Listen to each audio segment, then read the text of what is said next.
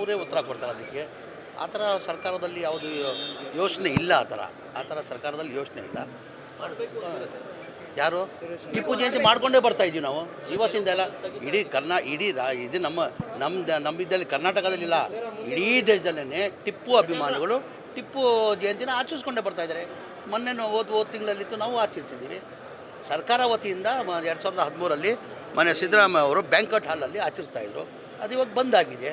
ಅದು ಬಂದಾದ ತಕ್ಷಣ ಬೇರೆ ಕಡೆ ಆಚರಿಸೋಲ್ಲ.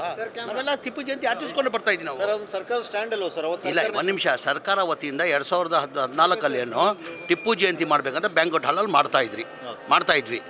ಈಗ ಮೊನ್ನೆ BJP ಸರ್ಕಾರ ಬಂದಾದ್ಮೇಲೆ ಅದು ಬಂದ್ ಮಾಡಿದ್ರು. ಹಂಗೆ ಸ್ಟಾಪ್ ಆಗಿದೆ ಅದು. ನಾವು ಯಾವತ್ತೂ ಟಿಪ್ಪು ಜಯಂತಿ ಬ್ಯಾಂಕ್ವೆಟ್ ಹಾಲ್ ಮಾಡಿ ಅಂತ ತಿರ್ಗಾ ನಾವು ಯಾರು ಮುಸ್ಲಿಂ ಲೀಡರ್ಸ್ ಯಾರೂ ಕೇಳಿಲ್ಲ.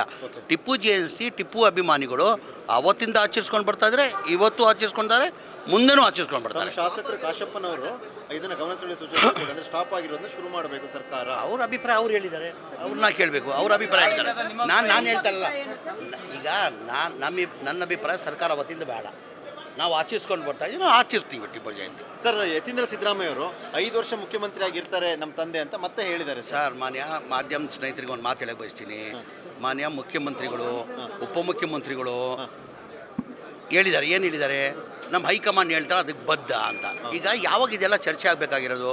ಮುಖ್ಯಮಂತ್ರಿ ಕುರ್ಚಿ ಖಾಲಿ ಇದ್ದರೆ, ಆ ಮುಖ್ಯಮಂತ್ರಿ ಕುರ್ಚಿದಲ್ಲಿ ಸಿದ್ದರಾಮಯ್ಯ ಅವ್ರು ಕೂತವ್ರು, ಏನಕ್ಕೆ ಇದೆಲ್ಲ ಚರ್ಚೆ ಬೇಕು? ಅದೇ ಹಂಗೆ ಕಂಟಿನ್ಯೂ ಆಗುತ್ತದು. ಈಗ ನಮ್ಮ ಪಕ್ಷ ಯಾರು? ಹೈಕಮಾಂಡ್ ತಾನೆ ನಮ್ಮ ಪಕ್ಷ. ಹೈಕಮಾಂಡ್ ಸರ್, ನಾನು ಭಾಳ ಸತಿ ಹೇಳಿದ್ದೀನಿ. ನಮ್ಮ ಪಕ್ಷ ಹೈಕಮಾಂಡ್ ಏನು ನಿರ್ಧಾರ ತಗೊಂತಾರೆ ಅದಕ್ಕೆಲ್ಲ ನಾವು ಬದ್ಧ. ಅಂದರೆ ಸಿದ್ದರಾಮಯ್ಯ ಅವರು ಮುಖ್ಯಮಂತ್ರಿ ಕುರ್ಚಿಯಲ್ಲಿ ಕೂತಿದ್ದಾರೆ. ಇದು 28ವರೆಗೂ ಅವ್ರು ಕುರ್ಚಿದಲ್ಲಿ ಕೂರ್ತಾರಂತ ನನ್ನ ಅಭಿಪ್ರಾಯ. ಅದು ಓಕೆ, ನನ್ನ ಅಭಿಪ್ರಾಯ, ನನ್ನ ಅಭಿಪ್ರಾಯ. ಅದಕ್ಕೆ ನಾನೇನು ಹೇಳಿದ್ರು, ನಮ್ಮ ಪಕ್ಷ ಹೈಕಮಾಂಡ್ ಹೈಕಮಾಂಡ್ ಸರ್. ಈಗ ಒಂದು ನಿಮಿಷಮ್ಮ, ಇದೇ ಮಾಧ್ಯಮದಲ್ಲಿ ನವಂಬರ್ ಕ್ರಾಂತಿ ಪರಾಂತಿ ಅಂತ ಏನು ಹೇಳಿದ್ರು. ದಿಲ್ಲಿ ಕೇಳಿ, ಒಂದು ನಿಮಿಷ ಕೇಳ್ಕೊಂಡು ನಾನು ಕಂಪ್ಲೀಟ್ ಮಾಡ್ಕೊಳ್ಳಿ. ದಿಲ್ಲಿಯಲ್ಲಿ ನವಂಬರಲ್ಲಿ ಕ್ರಾಂತಿ ಆಗ್ತದೆ, ಕ್ರಾಂತಿ ಆಗ್ತದೆ ಅಂತ ಹೇಳಿದ್ರಿ. ನವಂಬರ್ ಹೋಯ್ತು, ಈಗ ಡಿಸೆಂಬರ್ ಬಂದಿದೆ, ಈಗ ಜನವರಿಗೆ ಹೋಗಿದ್ದೀರಾ.